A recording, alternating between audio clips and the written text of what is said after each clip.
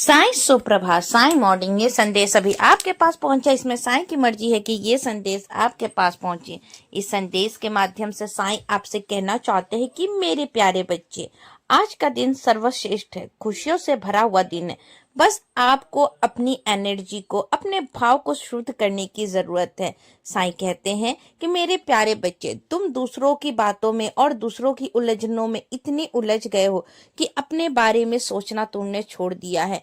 दूसरे के बाद तुम्हें इतना प्रभावित कर रहा है कि तुम्हें पता ही नहीं है कि तुम्हारे जीवन में उसका क्या प्रभाव पड़ रहा है। मैं इसीलिए कहता हूँ कि अच्छे लोगों की संगत में रहो, अच्छी बातों की संगत में रहो, दूसरे की प्रभाव को अपने ऊपर हावी मत होने दो।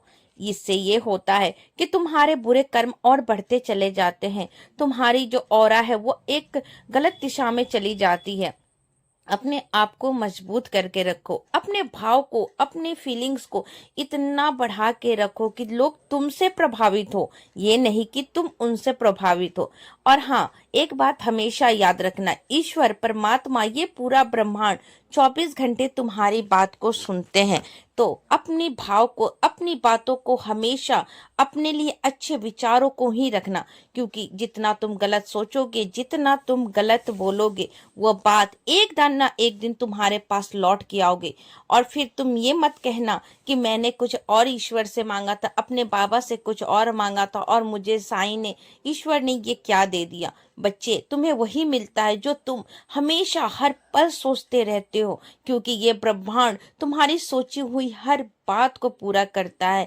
जितना तुम जिस चीज को लेके हमेशा सोचते रहते हो, बोलते रहते हो, वही चीजें तुम्हारे जीवन में घटित होती रहती है। तो मेरे प्यारे बच्चे, इस संदेश के माध्यम से मैं तुमसे बस इतना कहना चाहता हूँ कि अपने शब्दों को, अपने भाव को बदल के देखो। तुम्हें जो चाहिए उसको पूरी शिद्दत से मांगो, 24 घंटा बस उसके बारे में ही सोचो। फिर देखो तुम्हारे जीवन में वो चीज कितनी जल्दी ही आ जाती है, क्योंकि ये पूरा ब्रह्मांड, ये पूरी शक्ति या ये पूरा ईश्वर तुम्हें वो देने के लिए तैयार है। खुश रहो, सबका मालिक एक।